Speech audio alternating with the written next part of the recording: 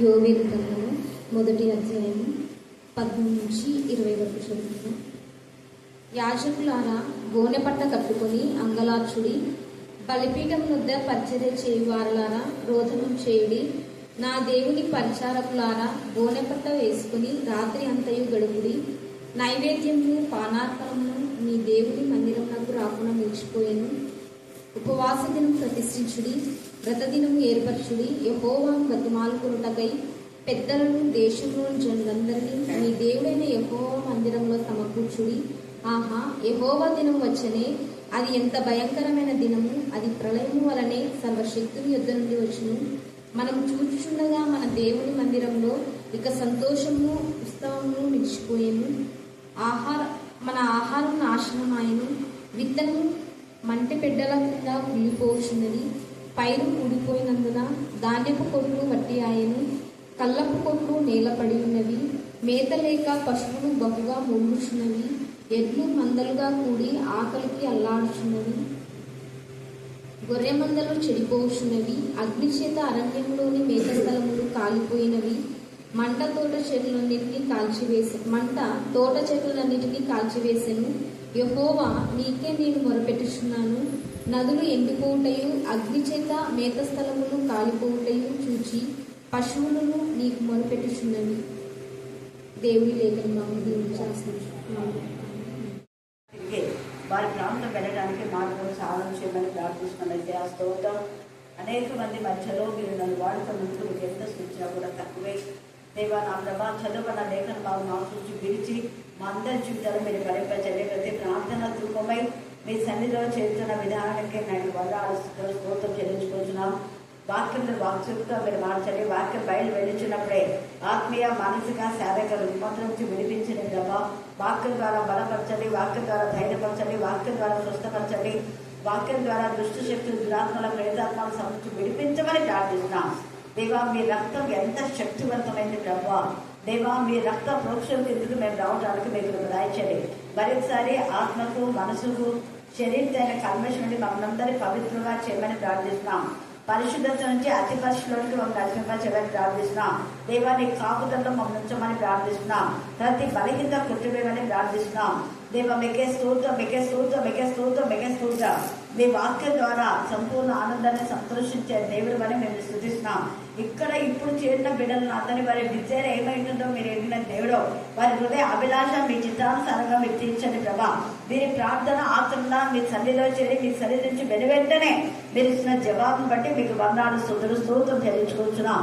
నాయనా, మీకే స్తోత్రం, మీకే స్తోత్రం, మీకే స్తోత్రం, మీకే స్తోత్రం, మీకే స్తోత్రం, మీకే స్తోత్రం, మీకే స్తోత్రం. భయంకరమైన దినాల్లో మేము ఉంటాం. రానున్న దినాలు ఇంకా భయంకరమైన మీకు తెలియజేస్తున్నాను. ఈ 2026లో నా ప్రభ అందరినీ మీ యొక్క కృపను కృపరించమని, కనికరించమని మమ్మను, మా ఆత్మను మీ చేతులకే సమర్పిస్తూ నజరైన యేసుక్రీస్తు శక్తి నామమున ప్రార్థిస్తున్నాం తండ్రి. ఆమేన్, ఆమేన్, ఆమేన్. హల్లెలూయా. పోచున్నది ఏంటి చెప్పండి, మళ్ళీ చెప్పాలా? అంటే 2026లో చాలా భయంకరమైన కరువు రాబోతుంది. కానీ దేవుడు తన బిడ్డలకు సమృద్ధిని ఖచ్చితంగా ఇస్తాడు. ఇక్కడ ఇది ఈ లోక సంబంధమైన అర్థం. కానీ విత్తనము మంటి బిడ్డల కింద కుళ్ళిపోతుంది అంటే 2 అర్థాలు ఉన్నాయి. మనం వేసే విత్తనాలు అది కాదు, ఇంకొక విత్తనం ఏంటి చెప్పండి. వాక్యమైన విత్తనం ఏంటంటే మంటి బిడ్డల కింద కుళ్ళిపోతున్నది అనే దానికి అర్థం ఏంటంటే ఎంతో మంది చక్కగా వాక్యం చెప్పే దైవజనులను హతం చేస్తున్నారు. వాక్యం ఎప్పుడు కుళ్ళిపోదు, కాకపోతే దేవుని వాక్యాన్ని ప్రకటించేటటువంటి ఆత్మలను భూమిలోకి పారిపెట్టిస్తున్నాం.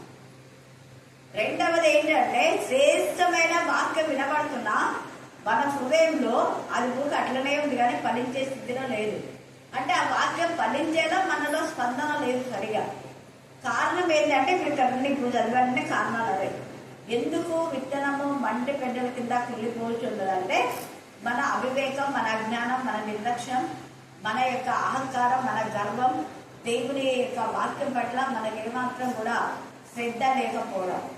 ద్వితీయోపదేశ కాండం 28:1 చదవండి. ద్వితీయోపదేశ కాండం 28:1.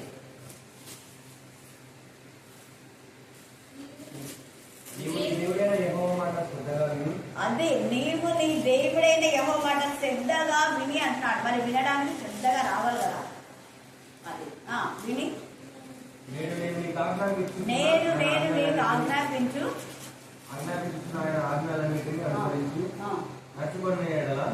నీ దేవుడైన యెహోవా భూమి మీద ఉన్న సమస్త జనముల కంటే నేను హెచ్చించును. అది భూమి మీద ఉన్న సమస్త జనముల కంటే మనం హెచ్చించబడాలి అంటే దేవుడు మనల్ని హెచ్చిస్తాడు 100%. కానీ మనం హెచ్చించబడాలి అంటే మనం ఏం చేయాలి? మళ్ళీ చెప్పాలి.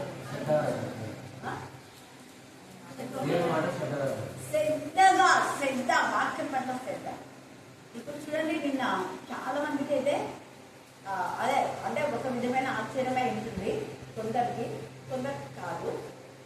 ఎంతమంది ఎక్కడి నుంచో, శ్రీకాకుళం నుంచి, విజయవాడ నుంచి, చెన్నై నుంచి, ఆ ప్రాంతం నుంచి, అంత బెంగళూరు ఎక్కడెక్కడి నుంచి వచ్చినారు. చాలా మంచి స్పీకర్స్ కూడా వచ్చారు. కానీ అంతమందిలో ఇంకా ఎస్సీబీసీ కాలేజ్ ప్రిన్సిపల్స్ 5-6 మంది వచ్చినారు. ఈమె కూడా ఒక ప్రిన్సిపలే, ప్రశాంతి కూడా.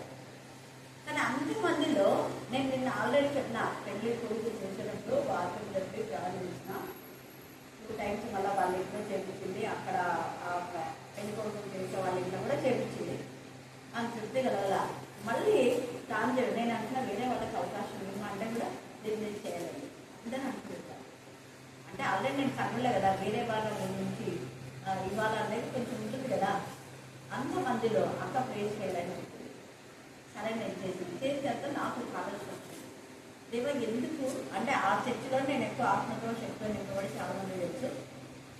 ఎందుకు దేవ నన్ను ప్రార్థన చేయమని ఇంత పెద్ద చేసింది అంటే అప్పుడు అర్థమైంది నాకు. నేను ఏ పెళ్ళిళ్ళకి దూరం తెలుసు కదా, రాను చేసినప్పుడు తెలిసింది అక్క పెళ్లికి వచ్చిందా అని. ఇంకా అందరూ పేరు అయిపోయినాక పెళ్ళి అయిపోయినాక ఎట్లా కాదు. మధుమతి మాత్రం పోయినా చాలా మంది ఇచ్చారు, ఎవరికి కూడా మధుమతి వాళ్ళు ఇంటికి మాత్రం కాన్సల్ చేస్తాను మాత్రం వెళ్ళాను. ఎందుకు నేను ఈ మాట చెప్తున్నా అంటే వాక్యంలో శ్రద్ధ ఉంటేనే ఆ పని చేస్తారు అంటే అర్థమైంది నాకు. వాక్యంలోకి ఎప్పుడైతే మనం అంటే నేను వెళ్ళి ముందే వెళ్ళాము. మేము 11కి అలా స్టార్ట్ అవుతుంది, ఖచ్చితంగా ఎండలు ఉన్నాయి కదా అంటే మేము పోయాము. కరెక్ట్గా 11 తర్వాత 11:30 నుంచి పోయింది. అప్పటి నుంచి పెళ్ళి అయ్యే వరకు వాక్యం దొరుకుతుందనే ఉన్నాం. ఆ వాక్యం యొక్క ప్రభావమే అవకాశం అని నేను అనుకున్నాను. పేపర్లో పేరు ఏమిటంటే 2 పేర్లు నేను వస్తే అప్పటికే చూద్దాంలే. హల్లెలూయా. ఇది ఒకటి. అంటే చెప్పిన వాక్యము చాలా మంది వాక్యం చెప్తా ఉంటారు. దైవజనులు ఎంత మంచిగా చెప్తారు, వింటారు. కానీ దాన్ని ఏం చేయరు వాళ్ళు, అనుసరించినప్పుడు వాక్యం ఏమైపోతున్నారా నిరర్ధకం అయిపోతుంది. వాక్యం వంటి బిడ్డల కింద కుళ్ళిపోవచ్చున్నదంటే వాక్యానికి కుళ్ళుదల అనేది ఎప్పుడు ఉండదు. దాని అర్థం ఏంటంటే మనం విన్న వాక్యం మనలోనే అది ఉంది, అది బాధపడుతుంది. నువ్వు విన్న వాక్యం 10 మందికి చెప్పు అంటే ఫలించాలి అంటే ఫలించాలి జీవితంలో. అలాగే నేను ఎంతో మంది వాక్యం విన్నారు, ఎంతమంది వాక్యానికి స్పందిస్తారు. ప్రార్థన ద్వారా వాక్యం చెట్టు మంచుకున్నట్టుగా తామరపురం నీటిలో ఎదిగేలాగా దేవుడు ఎదగ చేస్తారంటే వర్డ్ విని దేవా మమ్మల్ని అలాగా ఎదగ చేయండి అనే వాళ్ళు కొంతమంది ఉంటారు. కొంతమంది నిర్లక్ష్యం కేర్నాడు అనమాట. ప్రార్థనలో వాక్యం వాళ్ళు సరిగినారు. తర్వాత పెళ్లిళ్ళు అంటే తిండి గురించే ఉన్నారు. ఇక్కడ పరిశుద్ధ ఆత్మదేవుడు ఎంత చక్కగా చూడాలి. యాజకులారా గోనెపట్ట కట్టుకుని అంగలార్చుడు. ఎందుకు యాజకులనే గోనెపట్ట కట్టుకుని అంగలార్చండి అని చెప్తున్నా అంటే ఆ దేవుని మందిరంలోకి ప్రజలు తెచ్చేటటువంటి నైవేద్యం వాళ్ళకి భోజనం. యాజకులు ఎవ్వరు వండుకోరు అప్పట్లో. ఇప్పట్లో కూడా కొన్ని ప్రదేశంలో ఉన్నాయి యాజకులు వంట చేసుకోకూడదు కూడా. కానీ వాళ్ళు దేవుని మందిరానికి తెచ్చే నైవేద్యమే వాళ్ళకి ఎక్కువైపోయి ఇంకా వేరే వాళ్ళకి ఇస్తారనమాట. అంటే రోజు బలులు జరుగుతూ ఉంటాయి. ఆ బలి పశువు మాంసం వీళ్ళు తింటూ ఉంటారు. తెచ్చిన చపాతి గోధుమ పిండి కానీ పక్షాలు అన్నీ వీళ్ళకి భోజనం. కానీ ఇప్పుడు ఎవ్వరూ మందిరానికి నైవేద్యమే తీసుకొని రాలేదు. అందుకని యాజకులకు ఆకలి అవుతుంది, వాళ్ళకి భోజనం లేని పరిస్థితిలో ఉంది. కాబట్టి మీరు యాజకులారా మీరు గోనెపట్ట కట్టుకుని అంగలార్చుడే. మందిరంలోకి ఎవ్వరు నైవేద్యం తీసుకురావట్లేదు, మందిరంలోకి ప్రజలంతా రావటం లేదు ఎక్కువ. కాబట్టి మీరు ఏం చేయాలంటే మీరు అంగలార్చాలి అంటున్నారు. మరి యాజకులు ఎంతమంది గోనెపట్ట కట్టుకుంటున్నారో మనకు తెలియదు. ఇక్కడైతే పరిశుద్ధ ఆత్మదేవుడు తేటగా 12వ వచనం కూడా చదవండి. యోబేలు 12:1-12. ద్రాక్ష చెట్లు చెడిపోయాను, అంజూరం చెట్లు వాడిపోయాను, దానిమ్మ చెట్లు, ఈత చెట్లు, జల్దర చెట్లు, తోట చెట్లు అన్నీ వాడిపోయినాయి. ఇక్కడ ఇవన్నీ అంటే ఏమనుకోవచ్చు, కానీ ఈ ఈత చెట్లకు వర్షం లేకపోయినా అవి బాగానే ఉంటాయి కదా. వర్షం కోసం ఏమి ఎదురు చూడాలి. ఈత కానీ, తాటి కానీ, కొబ్బరి కానీ, ఖర్జూరము, వీటన్నిటి వర్షం కోసం అవి చింతనందుకు కాపు మారదని ఇర్మియా 17లో మరి 5 నుంచి 7 దాకా మీరు చదివితే ఉంది.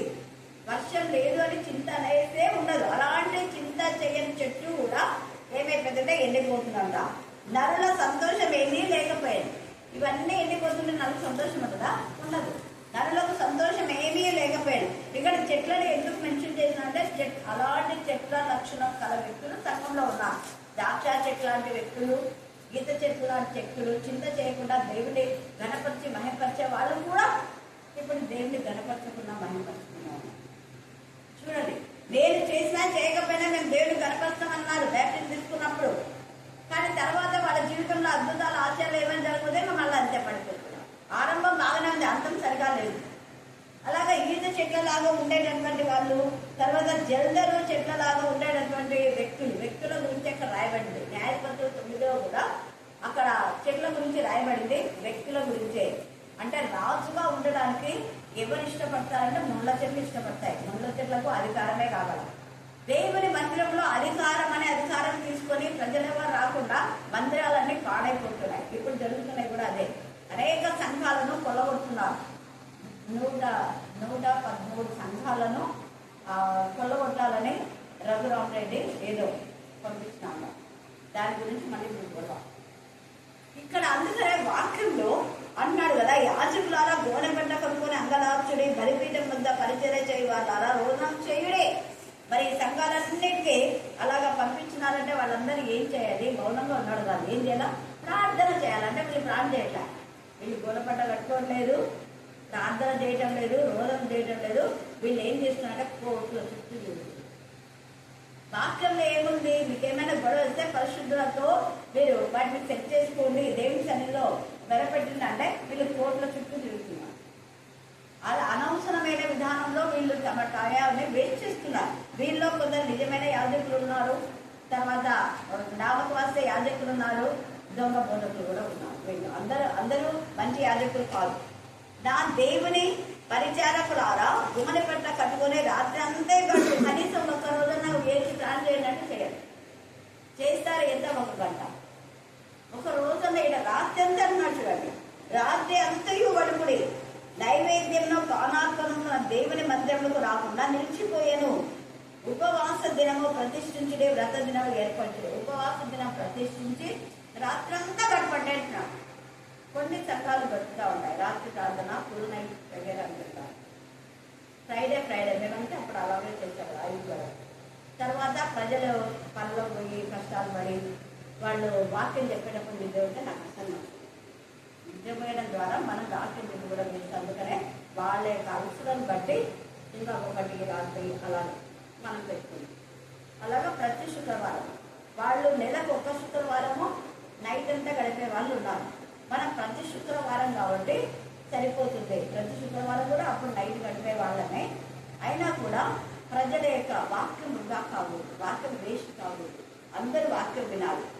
అలాగా ఇక్కడ అన్నాడు, ఉపవాస దినం ప్రతిష్ఠించుడి, వ్రత దినం ఏర్పరచుడి, యెహోవాను బతిమాలి కొనుటకై పెద్దలను దేశంలోని జనులందరినీ అన్నాడు. ఏడుస్తున్నారు ఉపవాస ప్రార్థన చేస్తే పెద్దలు ఉన్నారా?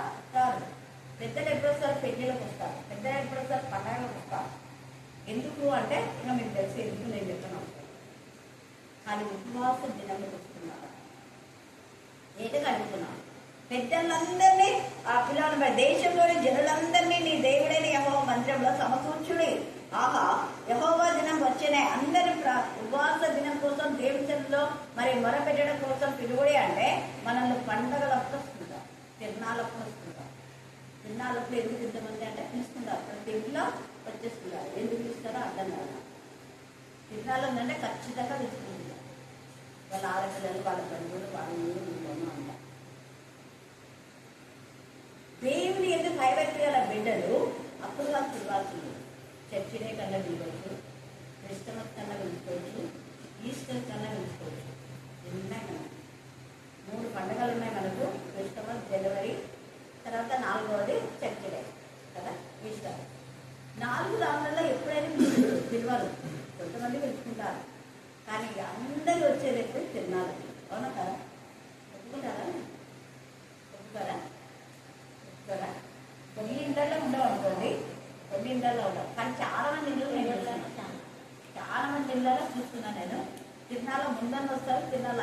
వస్తారు. అంటే తిన్నాళ్ళు ఇంకా ఉంటుంది కదా, ఒక వారం ఇంకా ఉంటుంది. తిన్నాళ్ళకి వచ్చినారని ఆ తేరేమెడ్డు ఆ తీరు ఇచ్చినాక ఒక 2 రోజులు 3 రోజులకు మొదలు పెట్టాలి. ఎందుకంటే ఆ కొనే సామాన్లు కూడా తగ్గిపోతాయి. మన యొక్క వే ఆఫ్ థింకింగ్ దేవుడు చేస్తారు. మనం ఎందుకు వెళ్తున్నాం, ఎక్కడికి వెళ్తున్నాం. ఎవరైనా మిమ్మల్ని అడిగితే మేము ఇక్కడ రాము, కాబట్టి ఆదివారం వస్తాం లేదా ఈస్టర్కి వస్తాం అని చెప్పాలి. ఇవన్నీ కలిసి ఏమైపోయింది అంటే పంట కాకుండా పోయింది. మీరంతా మీ ఇష్టానుసారంగా మీరు చేస్తున్నారు, లోక మర్యాద మీరు అనుసరిస్తున్నారు. మరి అప్పుడు ఎలా పండుతాయి? వాటినన్నింటినీ దేవుని దగ్గర ఒప్పుకోవాలి. అందుకని యెహోవాను బతిమాలు కొరడకాయ పెద్దలను దేశంలో జల్లందరినీ మీ దేవుడైన యెహోవా మధ్యలో సమకూర్చుడి. ఆహా, యెహోవా దినం వచ్చిన పెళ్లి అయిందంటే మొత్తం ఉండరాదు.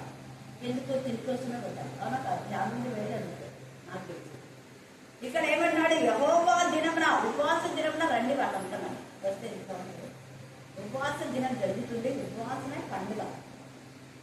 మన సంఘంలో ఉపవాసం రండి రండి. వేరే వేరే ఊళ్ళ నుంచి వస్తారా ఎవరైనా? రాదు. వేరే వేరే ఊళ్ళ నుంచి ఎప్పుడు వస్తారు? పెళ్లిళ్ళకి. చూడండి, ఇక్కడ మనం చూచుచుండగా మన దేవుని మందిరంలో ఇక సంతోషము ఉత్సవమును నిలిచిపోయినే. సంతోషం లేదు, ఉత్సవం. అందుకనే తండ్రి అనే దేవుడు మాట్లాడుతున్నాం. మన ఆహారం నాశనం ఆయనే. మన ఆహారం అంటే వాక్యమే. మనం చూస్తే విత్తనము మంటి బిడ్డల కింద కుళ్ళిపోతున్నది. కింగ్ సౌలును మనం చూస్తే దేవుని వాక్యం ద్వారా మరి ఎంత దేవుని యొక్క మాట, సౌలును అభిషేకించు ధన్యాన్ని సౌలు అని అది మాట అంటే వాక్యమే. సమూయేలు చెప్తే సమూయేలు అభిషేకిస్తాడు. అభిషేకించిన తర్వాత కింగ్ సౌలు ఏం చేస్తాడు? ఆ అభిషేకించిన అభిషేకాన్ని నిర్లక్ష్యం చేసి దేవుని మాట ద్వారా ఇచ్చిన మాటకు వ్యర్థం చేసి తన ఇష్టానుసారంగా చేస్తాడు. అందుకే దేవుడు అంటే దేవుడు ఇచ్చిన అభిషేకము ఏమైపోతుంది? మంటి బిడ్డల కింద కుళ్ళిపోతుంది. అంటే ఏం పనికి రాకుండా అయిపోయింది. అభిషేకమును నిర్లక్ష్యం చేసేసాడు కింగ్ సౌలు. అందుకనే శామ్యూయేలు చెప్తాడు, నువ్వు దేవుని ఆజ్ఞను అతిక్రమించి నీ ఇష్టానుసారమైన బలులు అర్పిస్తే దేవునికి అంగీకారం అనుకుంటున్నావా? కాదు. ఆజ్ఞ అతిక్రమమే ఏంటి? అందరూ ఇవ్వాలా? మళ్ళీ ఇవ్వాలి. అది ఆజ్ఞను అతిక్రమించకూడదు. దేవుని చేత అభిషేకం పొందే వాళ్ళు ఎప్పుడు వాక్యంలో ప్రార్థనలో దేవా నువ్వు ఏం సెలవిస్తావు, నీకు చిత్తమే సిద్ధి అంత ప్రభావం అంతా మాట్లాడు అని దేవునితో మాట్లాడుకుంటుంటే వాక్యం ఏం చేస్తుంది? ఫలిస్తుంది. కానీ దేవుని గురించి అలా తప్పనే లేదు. అలాగనే అబ్షాలోము దావీదు కుమారుడే. దావీదేమో ఎల్లప్పుడూ నైట్ నేను నా ప్రభుని చూస్తుంటాడు అన్నాడు. వాళ్ళమ్మ అభిషేకు వాళ్ళ అమ్మ, అబ్షాలోము వాళ్ళ అమ్మ ఆమె అన్యురాలు. కొంతమంది అన్య స్త్రీలను వివాహం చేసుకున్నాడు దావీదు. అన్యురాలైనటువంటి ఆమె తన కొడుకును దేవుని భయభక్తి గల కొడుకుగా పెంచాల. ఇక్కడ దావీదేమో అన్ని సూత్రాలు రాసి మొత్తం రాజ్యం అంతా దేవుని ఇలా ఆరాధించాలి, ఇలా స్థుతించాలి, ఇలా మహిమపరచాలి, ఇలా గణపరచాలని ఆ వాక్యము వీళ్ళలో తన కొడుకులోనే పండించలేదు. దావీదు కొడుకే ఒకడు వ్యభిచార అయిపోయినాడు, సొంతం చెల్లెల్ని మోహించినాడు. ఇంకో కొడుకు రాజ్యకాంక్షతో తండ్రినే చంపాలనుకున్నాడు.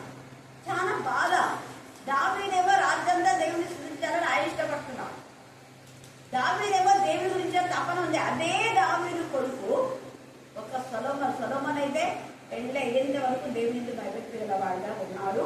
అందుకే దేవుడు మంచిగా జ్ఞానం ఇచ్చినాడు. ఆరంభం బాగుంది, అంతం సరిచేసుకున్నాడు. అన్యశ్చయం చేసుకున్నాడు. అతను కూడా వాక్యం దేవుని యొక్క వాక్కు. దేవుడు అంతగా అతన్ని హెచ్చిస్తే సొలొమోను దేవుడు ఇచ్చినటువంటి ఆధిక్యాన్ని దేవుడు ఇచ్చిన కృప నిర్లక్ష్యం చేశాడు. విత్తనము మంట బిడ్డల కింద కూలిపోతుందండి. అతని ఆశీర్వాదాలన్నీ కొలాప్స్ అయిపోయాయి. తీరా దేవునికి కోపం పుట్టించే పనులు చేశాడు. తద్వారా రాజ్యం విభాగించబడింది. ఈ సొలొమోనుకు దావీదుకి ఇచ్చిన వాగ్దానం బట్టి అంతవరకు దేవుడు ఓపిక పడతారు. ఆ తర్వాత రెహబాము నుంచి అన్ని కూడా విడిపోతాయి. ఆ యొక్క 12 గోత్రాలు కూడా విడిపోవడం జరుగుతుంది. ఆ గొడవలు ఇప్పటికీ జరుగుతుంది. అప్పుడు విడిపోయిన ఆ గొడవలు ఇప్పటికీ కారణం సొలొమోను. తర్వాత ఇష్మాయేలు. అప్పుడు ఉన్నటువంటి ఈ ఆగరు చేసుకుందని దేవుడు చేసుకుని చెప్పలే. సొంత ఆలోచనలో అబ్రహాం వెళ్ళాడు కాబట్టి ఇక్కడ ఆ ఇష్మాయేలుకు ఈ ఇస్సాకు సంతతి అడుగుతుంది. ఆ ఇరాన్లో అక్కడంతా ఉండేంత వాళ్ళే ఎలా వెళ్ళింది. సంతతి ఎదోమీయులు, ఎలామీయులు, ఏలాము అనే ప్రాంతం. కానీ అక్కడనే దేవుడు ఆశీర్వదించాడు. అప్పుడు ఇష్మాయిల్కి ఆ వాగ్దానం చేశారు. ఆ వాగ్దానం మేరకు అది ఆశీర్వదించబడిందే. ఇప్పుడు అక్కడ దేవుని మందిరం కట్టాలని అక్కడ కూడా చాలా మంది క్రైస్తవులు ఉన్నారు. ఇరాన్లో దేవుని మందిరం కూడా అక్కడ దేవునికి మహిమకరంగా ఆరాధన జరుగుతాయి. అది కూడా ప్రవచనమే. కానీ ఇప్పుడైతే భయంకరమైన జ్వరం, ఎంత మంది చనిపోతున్నారు. వాళ్ళలో మంచి వాళ్ళు కూడా చనిపోతున్నారు. అలాగా దేవుని ఎందుకు భయభక్తి గల వాళ్ళు ఈ యొక్క యేసుప్రభు శిష్యులందరినీ కూడా వాడు ఎంతగా యాకోబును హతం చేశారు, స్టెఫెన్ హతం చేశారు. హతసాక్షులైన వాళ్ళు వాళ్ళని కూర్చోబెడుతున్నారు. వాళ్ళు ఉంటే ఇంకా ఎంతగా వాక్యం విస్తరించారు. అందుకే వాక్యము విత్తనము బండి బిడ్డల కింద కుళ్ళిపోతున్నది. ఎందుకంటే యేసయ్యనే చెప్పాడు, ఈ వాక్యమే విత్తనము అని చెప్పాడు కదా. అది పొలం అంటే సంఘము అని చెప్పాడు. విత్తువాడు తండ్రి అయిన దేవుడు. అయితే కొన్ని విత్తనమే దేవుడైతే మంచిగా విత్తాడు. దేవుడు అందరికీ సమానమైన జ్ఞానం ఇస్తాడన్నాడు. ఒకరికి ఎక్కువ ఒకరికి తక్కువ ఇయ్యాను.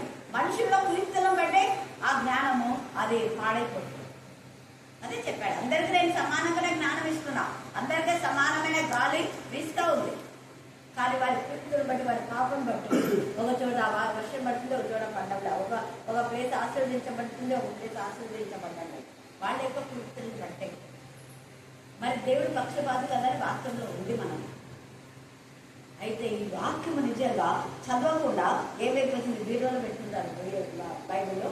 మళ్ళీ ఆదివారం రోజు కొంతమంది టెంట్ పెట్టారు, దుమ్ము దులిపి అప్పుడు ఆదివారం రోజు. ఇంకా కొంతమంది పండగ అప్పుడే దానికి అంతా దుమ్ము దులిపెట్టి ఆ దుమ్ము దులితే ఆ దుమ్మే ముద్దలకు పోయి మళ్ళీ అనిపిస్తుంది. అంతవరకు బైబిల్ దిగేస్తున్నారు. ఇంకా కొంతమంది బైబిల్ దిగితే తలగడ దగ్గరనే, తలగడ దగ్గర తలలోకి వాక్యం పోదు. చూడండి, అవును బైబిల్ ఉంది కదా, ఒక రేపు వాక్యం నేర్చుకుందాం. అలాగే ఎంత ఆశీర్వాదం. ఇవన్నీ మనం వాక్యానికి వ్యతిరేకంగా చేస్తున్నాం. నిష్కర్యత 3.5 సంవత్సరం యేసయ్య వాక్యాన్ని విన్నాడు. కానీ విని ఏమి విన్నాడు? కొట్టవలేదు. అతను కూర్చోబెడితే అతను కుళ్ళిపెట్టించాడు. దేవుని యొక్క వాక్యం అతను విన్నాడు. దేవుని వాక్యం విని అద్భుతాలు చేశాడు. కానీ ఇప్పుడు ఏమైపోయింది? అదే వాక్యం ఆయన గుణంలో ఉంది, ఆయన నోట్లో ఉంది. దేవుడు యేసయ్యతో పాటు ఉన్నాడు. కానీ ఇప్పుడు ఆ వాక్యం ఏం పనికి రాకుండా పోయింది. అతనిలో ఉన్న వాక్యం అంటే దాని అర్థమైతే వాక్యం ఎప్పటికీ పనికి రాకుండా వ్యక్తులను బట్టి. ఆహాబు కూడా దేవుని ఎందుకు భయభక్తి గలవాడే అండర్స్టాండ్ చేసుకొని దేవునికి విరోధమైన పాపం చేశారు. అంటే దేవుని యొక్క కట్టడలన్నీ కూడా మార్చేశారు. అన్నిలతో సహవాసం చేయొద్దు అని దేవుని వాక్యం. దేవుని వాక్యాన్ని తుమ్మలోకి దగ్గర అన్నిటినే పెళ్లి చేసుకున్నారు. అప్పుడు వాక్యం ఏమిస్తున్నారా? ఎంత దేవుని బిడ్డలు దేవుని వాక్యం తెలిసి అనేక మంది క్రైస్తవులు అన్యులను వివాహం చేసుకుంటారు, పాటు చేసుకుంటారు. ఈ యొక్క మధ్యాహ్న కాల సమయమందు మంచి పెద్దల కింద వాక్యం నలిగిపోయే విధానంలో మనకు వస్తుంది. మనమంతా వాక్యం విన్న వాక్యం మనలో ఫలించాలంటే దాన్ని నెంబర్ వేసుకోవాలి. మనలో విన్న వాక్యము మనలోనే ఉండకుండా వేరే వాళ్ళకి చెప్పడం ద్వారా అది ఫలిస్తుంది. వాళ్ళు ఇంకోరు చెప్పడం అదే ఫలాలు అంటే. కానీ మనం ఎప్పుడైతే అందుకనే వేసే ఏమిటంటే ప్రభు యొక్క బల్లలో ఎవరైతే పాలు పొందుతారో, ప్రభు బల్లను ఎవరైతే మరి తింటున్నారో వాళ్ళందరూ ఖచ్చితంగా ఏం చేయాలంట? ప్రభువును ప్రచురించాలి. ప్రచురించకపోతే దేవుని వాక్యము నీలోనే అలాంటి పరిస్థితి మనకు. అందుకే వాక్యం చెప్పాలని నేను ఎందుకు చెప్తున్నా అంటే అందుకే వాక్యం మండి పెట్టల కింద అంటే మన హృదయంలోనే ఆ వాక్యం ఉండిపోవడం కాదు, ప్రచురించాలి. ప్రచురిస్తే ఎంత ఆశీర్వాదం. ఇంతమంది ప్రభుత్వాలు తీసుకున్నారు, ఎంతమంది ప్రకటిస్తున్నారే దేవుడు అడుగుతున్నాడు. ఈ మధ్యాహ్న కాలం మనకు వచ్చినంత దేవుడు ఇంతనా అంతనా అని చెప్పడంలా, ఎంత ప్రచురించాలని ఏం చెప్పాలా, నీకు ఎంత వస్తే అంతే. అందుకే ఇవ్వడంలో నువ్వు ఇంది అంతే అని చెప్పలేదు. నీకు ఎంత ప్రేరేపణ దేవుడు ఇస్తే అంతే, అదే ఆశీర్వాదం. అంతేగాని వాళ్ళు ఇస్తున్నారు ఇల్లు ఇస్తున్నారు ఇస్తే అవి ఎన్ని వేలు ఇచ్చినా కూడా 10 లక్షలు ఇచ్చినా కూడా నిర్దిష్టే. అందుకే మనం జ్ఞాపకం చేస్తాం. అంటే పెద్దల కింద వాక్యము కుళ్ళిపోతున్నది. ఎందుకు అంటే పైరు మాడిపోయినందున ధాన్య కొట్లు ఏమైపోయినాయంట? పట్టివారు. అందుకని అప్లై. ఎంతమందిలో ఉన్న కొట్లు ఇప్పుడు లేవు, వలసలు పోతున్నారు. ధాన్యం కోసమే వలసలు పోతున్నారు. అవునా కదా? మరి కొంతమంది వాళ్ళ పొలాలే వీళ్ళు పెట్టుకుంటున్నారు. ఎందుకు? 50 ఎకరాలు మనకు మిషనరీస్ ఇస్తే మంటి పెట్టడం కింద విత్తనం ఏమైపోతుంది?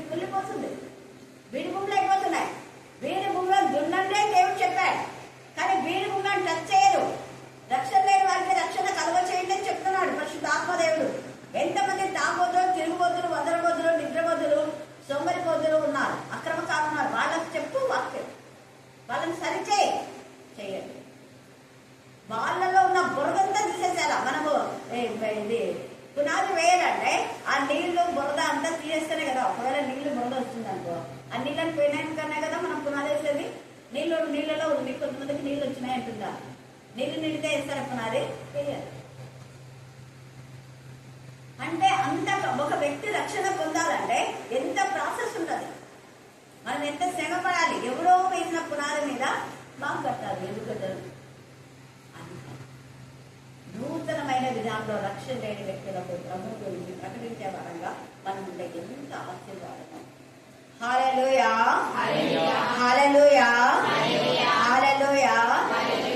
అందుకే నదీ తీరానికి వెళ్ళి గాలం వేసి కష్టపడి చేపలు పట్టుకొని వస్తే ఈ కుండ నుంచి ఆ కుండలో వచ్చి ఎవడన్నా ఇది నేను పట్టినా అంటే సిగ్గులేదు అంటారు. అవునా కదా? అవునా?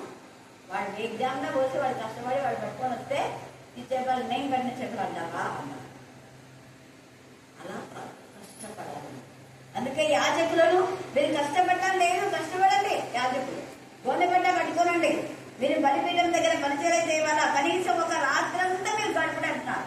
మరి ఏ కాపరైతే రాత్రంతా ప్రభు సన్నిధిలో ఉంటాడో వాళ్ళని దేవుడు మెచ్చేస్తాడు. హల్లెలూయా, హల్లెలూయా, హల్లెలూయా. ఎంతో మంది సంఘంలో రోగాలతో ఉన్నారు, ఎంతో మంది బలహీనతలో ఉన్నారు, ఎంతో మంది పడిపోతున్నారు, ఎంతో మంది నశించిపోతున్నారు. ఏం చేస్తున్నాం మనం? నశించే వారి పట్ల మన యొక్క మరి వే ఆఫ్ థింకింగ్ ఎలా ఉంది? నశించితే నశించలే అనే విధానంలో మనం ఉన్నాము. తర్వాత అంటాడు, మేత లేక పశువులు బహుగా మురుగుచున్నాయి, ఎడ్లు మందలు కూడి ఆకలికి అల్లలాడుతున్నాయి, గొర్రె మందలు చెడిపోచున్నాయి. తర్వాత అగ్ని చేత అరణ్యంలో మేత స్థలములు కాలిపోయి ఉన్నాయి. ఇంకా ఏం చేస్తున్నాడు? మంట తోట చెట్లన్నీ కాల్చివేసిన యెహోవా నీకే నేను మొరపెట్టుచున్నాను. నదులు ఎండిపోయి పోటయు అగ్ని చేత మేత స్థలంలో కాలిపోటయు చూసి పశువులు నీకు మొరపెట్టున్నాయంట. యాజకులు మొరపెట్టమంటే వారు మొరపెట్టలే. ఎవరు మొరపెట్టున్నారు? అందరూ చెప్పాలి, మళ్ళీ చెప్పాలి. రెండు అర్థాలు ఇక్కడ. పశువులు అంటే మామూలు పశువులే. ఒకప్పుడు పశువులుగా ఉన్న వ్యక్తులు మారి వాళ్ళు మొరపెట్టున్నారు. ఒకప్పుడు వ్యభిచారిగా ఉన్న రాహము, ఒకప్పుడు వ్యభిచారిగా ఉన్నటువంటి ఈమె సమరయ స్త్రీ. అనేక మంది దేవుని తెలిసి వాళ్ళు లోమొస్తున్నారు. సమరయ స్త్రీ వెళ్ళి ఆ వీధంతా ఎక్కేసింది. చూసారా? పశువు లాంటి హృదయాలు మారి ప్రభుని ప్రకటిస్తున్నారు. రెండు అర్థాలు. పశువులు మొరపెట్టున్నాయి, యాజకులకు ఏం చీమగున్నట్టు లేదు. పశువులకు మొరపెట్టండి దేవుని చెప్పకపోయినా ఎవరు పెట్టున్నాయి. మీరు మొరపెట్టండి, మీరు శ్రద్ధగా వాక్యం వినండి, వాక్యానుసారంగా జీవించాలని దేవుడు చెప్తే చెప్పిన వాళ్ళు మొరపెట్టరా. కానీ చెప్పకపోయినా పశువులు మొరపెట్టలేదు. వాటికి అర్థమైపోయింది, దేవా నువ్వు కాక మాకు ఎవరు ఆహారం ఉండదు. వాడి వీళ్ళకి అర్థం కాదా? మనుషులు గర్వం అయిపోయింది. మేము కష్టపడి సంపాదించుకున్నాం, అక్రమంగా ఏదో సంపాదించుకున్నాం. అహంకారం పశువులకు అర్థమైపోయింది. నువ్వు ఇస్తేనే మాకు ఆహారం, నువ్వు ఇస్తే వాళ్ళు గుర్తు వేస్తారు. వాళ్ళు వేసినట్టు కాదు, వాళ్ళు అనుకుంటారు మేము వేస్తున్నాం పశువులకు మేత అని. కాదు ప్రభు, నువ్వు ఇస్తేనే. అందుకే జ్ఞానం కలిగి పశువులు నీకు మొరపెట్టున్నాయి. భయంకరమైన కూలిపోయినటువంటి బరబ్బ గావు కేకలు వేస్తూ, యేసు నా కోసమై నువ్వు మరణించావు, నాకు బదులుగా నువ్వు మరణించాడు, కేకలు వేస్తూ చచ్చిపోయే వరకు యేసును ప్రకటించాడు. హల్లెలూయా, హల్లెలూయా, హల్లెలూయా. అలాగే పశువులు అంటే పశువు లాంటి మనసు, ముకుందం లాంటి హృదయం. నరహంతకుడు బరబ్బ కాకుండా రెండవ దొంగ ఎంత భయంకరమైన బందిపోటు అంటే ఎట్లనెట్ల పొడిచి చంపేవాళ్ళు అని అర్థం. ఎవరిని మురాకు చూడరు వాళ్ళు. ముసలోళ్ళైనా, చిన్నపిల్లలైనా, పెద్దలైనా, వాళ్ళ స్త్రీలైనా, పురుషులైనా ఓటు పొడిచి చంపేస్తారు. అంటే బందిపోటు అని కలుగుతారు. ఆ బందిపోటు రెండవ దొంగరే. అందరి ఎదుట చావు బతుకుల మధ్య ఉంటే వాయిస్ కూడా రాదు. కానీ అందరికి అర్థమైన యేసు గట్టిగా చెప్పారు, నువ్వు ఒక రాజు, నాకు అర్థమైపోయింది, వీళ్ళకి అర్థం కాదు, నాకు అర్థమైంది, నేను గ్రహించిన వాక్యం నాలో ఫలించింది. నువ్వు చెప్పేది తండ్రి మీరేం చేస్తున్నా, వీళ్ళేడుతుందో వీళ్ళు క్షమించుకున్న ఆ ఒక్క వాక్యము ఈ దొంగలో ఫలించింది. మంటిని పెద్దరించింది, అది కూలిపోయి. ఈ ప్రధాన యాజకులు వీళ్ళకంతా మంటి పెద్దగా కూలిపోతుంది. వాడు యాజకులే, కానీ వాక్యానుసారంగా జీవించే యాజకులు. వాడి శాస్త్రులే, వాళ్ళ వాక్యం తెలుసు, పరిచయంలో వాక్యం తెలుసు, యాజకులు వాక్యం తెలుసు, పెద్దలకు వాక్యం తెలుసు. కానీ ఏసైన వాక్యం తెలిసి కూడా సిలువకు అప్పగించారు. ఏసయ్య నలిగిపోతున్నాం, మంటి నలిగిపోతున్నాడు యేసయ్య. చూడండి, నలుగుట్టబడ్డాడు మనుషులుగా. నలుగుట్టడం ఎవరికి ఇష్టమైందంట చెప్పాలి అందరికీ. యెహోవాకు ఇష్టమయ్యాడు. అందుకే నలిగిపోతుంది మంట పెట్టగలుగుతుందా అంటే ఈ భూమిలో ఏసైన వాక్యం. ఆ వాక్యమైన ఏసైనా నలుగురుతా ఉన్నారు. ఏసైని ఎంతగా చిన్నగొడుతున్నారు. ఒకటి తక్కువ 39 దెబ్బలు కొట్టారు. వాక్యమైన ఏసయ్య నలిగిపోతున్నారు. ఈ రాత్రి వాక్యమైన ఏసైని నిజం నలగొడుతున్నామో మనం. వాక్యం నలగొడుతుంది. వాక్యం ఎప్పుడైతే అనేది ప్రకటిస్తామో మనకు ఆశీర్వాదం. వాక్యంలో ఎవరైతే ఎక్కువ దివారాత్రం దాన్ని ధ్యానించే వాళ్ళు ఎలాంటి వాళ్ళంట మళ్ళీ చెప్పాలి. ధన్యులు. ఆ ధన్యకరమైన జీవితం దేవుడు మనకు దయచేయాలని ఆశపడుతూ దేవుడి లేఖన భాగాలు ప్రేమించుగాక. ఈ సమయంలో వరుసగా చిన్నపిల్లలు ప్రార్థన చేస్తారు. ఫస్ట్ చిన్న తర్వాత మమత అందరూ